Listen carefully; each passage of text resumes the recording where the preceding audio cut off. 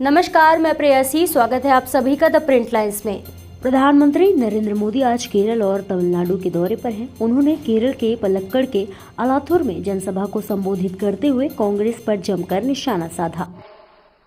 ये चुनाव देश के भविष्य के लिए फैसले लेने का चुनाव है।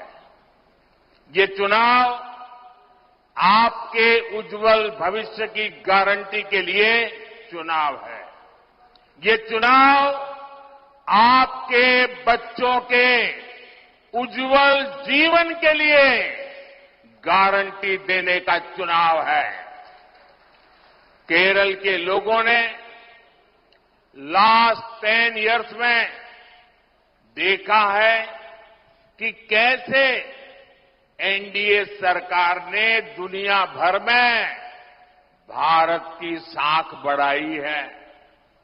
कांग्रेस सरकार ने भारत की छवि कमजोर देश की बना दी थी। बीजेपी सरकार ने भारत को एक मजबूत देश बनाया है। आज जब कोई भारतीय विदेश जाता है, गल्फ जाता है, तो उसे सम्मान से देखा जाता है। आज का भारत युद्ध में फंसे अपने नागरिकों को रेस्क्यू करने की ताकत रखता है।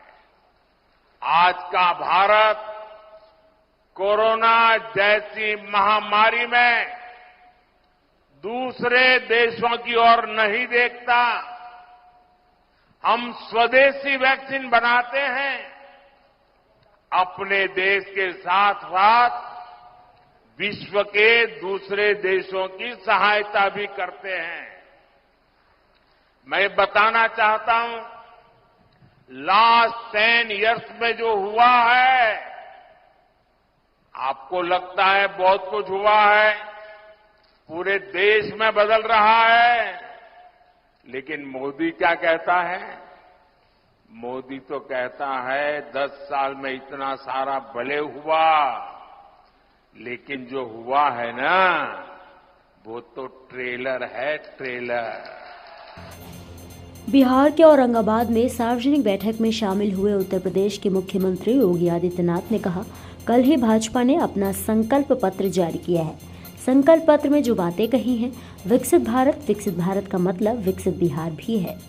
बिहार है और इस नए उत्तर प्रदेश या बिहार के लिए मोदी की गारंटी इन सब के उत्थान की गारंटी है। कल ही भारतीय जनता पार्टी ने अपना संकल्प पत्र जारी किया है और संकल्प पत्र में जो बातें कही हैं, विकसित भारत का मतलब विकसित बिहार भी है। और बहनों और भाइयों, आपने देखा होगा मोदी जी के नेतृत्व में 10 वर्ष में बदलते हुए भारत को आपने देखा है। एक नए भारत का दर्शन हो रहा है। दुनिया में भारत का सम्मान बढ़ा है। भारत की सीमाएं सुरक्षित हुई हैं। आतंकवाद और नक्सलवाद की समस्या का समाधान हुआ है। जम्मू कश्मीर के अंदर जहां धारा 370 लगा करके कांग्रेस ने भारत के नागरिकों का कश्मीर जाने को प्रतिबंधित कर दिया था, जिसके लिए डॉक्टर श्यामा प्रसाद मुखर्जी को अपना बलिदान देना पड़ा था। और उस समय उन्होंने 1952 में नारा दिया था, एक देश में 2 प्रधान, 2 विधान, 2 निशान नहीं चलेंगे। और भारतीय जनसंघ हो या भारतीय जनता पार्टी, वो हमेशा एक नारा लगाती थी, जहां हुए बलिदान मुखर्जी वह कश्मीर हमारा है। लेकिन बहनों और भाइयों, उस सपने को भी साकार किया है प्रधानमंत्री मोदी जी ने। उत्तर प्रदेश के उप मुख्यमंत्री केशव प्रसाद मौर्य ने भाजपा के विरोध करने पर कांग्रेस लीडर राहुल गांधी और पूर्व मुख्यमंत्री अखिलेश यादव को घेरा। उन्होंने कहा कि राहुल हो, अखिलेश हो या विपक्ष के कोई अन्य नेता हो, उन्हें दृष्टि दोष है। ये श्री राहुल गांधी जी हों, श्री अखिलेश यादव जी हों अथवा अन्य कोई भाजपा विरोधी नेता हों, उनको दृष्टि दोष है।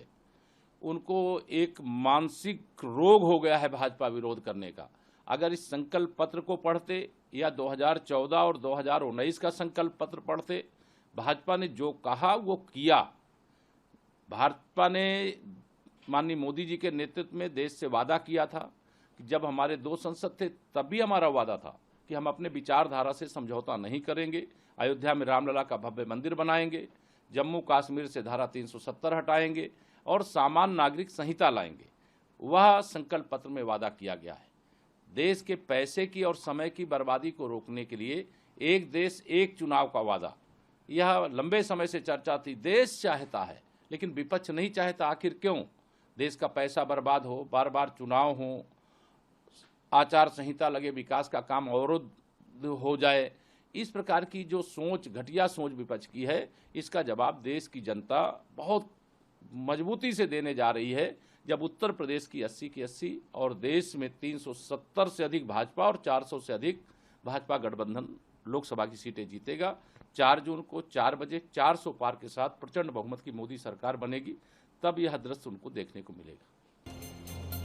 राष्ट्रीय राजधानी दिल्ली में कांग्रेस ने उत्तर पूर्वी दिल्ली से कन्हैया कुमार को उम्मीदवार बनाया है। वह सियासी मैदान में भारतीय जनता पार्टी के उम्मीदवार मनोज तिवारी को टक्कर देंगे। जानकारी के मुताबिक इस सीट पर टिकट के लिए पार्टी नेता राहुल गांधी ने खुद कन्हैया कुमार की पैरवी की है। कन्हैया कुमार को कांग्रेस पार्टी से टिकट मिलने के बाद बीजेपी कैंडिडेट मनोज तिवारी का बयान सामने आया है। उन्होंने क्या कहा, सुनिए।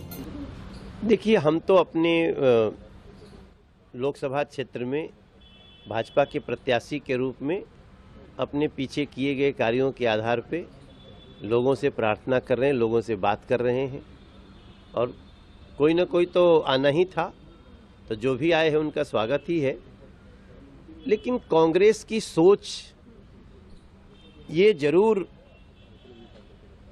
लोगों को अचंभित कर दी है कि क्या कांग्रेस में कोई एक ऐसा व्यक्ति नहीं मिला जिसको, जो देश का सम्मान करता हो, जो सेना का सम्मान करता हो, जो देश की संस्कृति का सम्मान करता हो, उसको प्रत्याशी बनाए। तो मुझे लगता है कि दिल्ली की जनता कांग्रेस का और इसके गठबंधन का परिचय पा चुकी है। इनके शीर्ष नेतृत्व के बारे में पर्दाफाश हो चुका है और बाकी जो भी आएगा हमारे क्षेत्र में तो 14,600 करोड़ का काम तो देखेगा ही।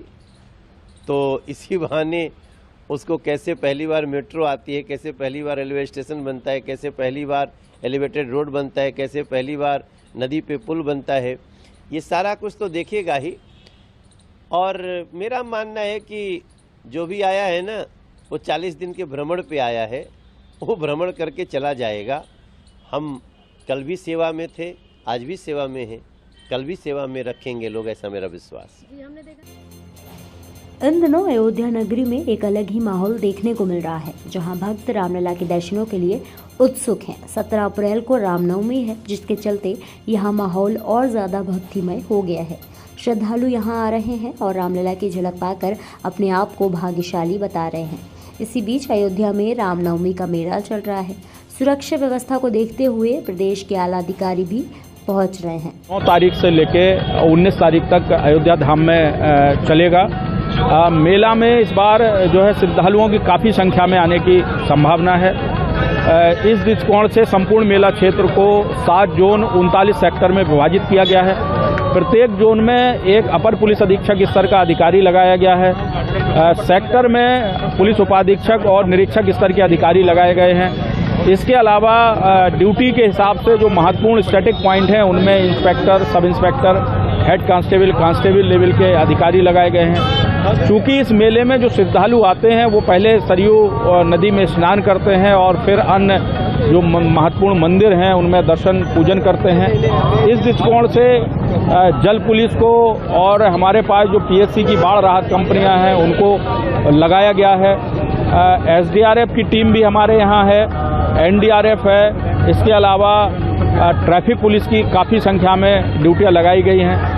पीएससी विभिन्न जो हमारे पॉइंट हैं उनमें डिप्यूट की गई है। कितने अतिरिक्त पुलिस बल बनाया गया है? बाह्य जनपद से जो है हमें लगभग 11 अपर पुलिस अधीक्षक स्तर के अधिकारी मिले हुए हैं और 30 पुलिस उपाधीक्षक स्तर के अधिकारी मिले हैं। 150 इंस्पेक्टर लेवल के अधिकारी हैं, लगभग 400 सब इंस्पेक्टर लेवल के अधिकारी हैं। इसके अलावा लगभग 1100 कांस्टेबल, हेड कांस्टेबल लेवल के अधिकारी हैं। 100 महिला पुलिस कर्मियों की ड्यूटी लगाई गई है।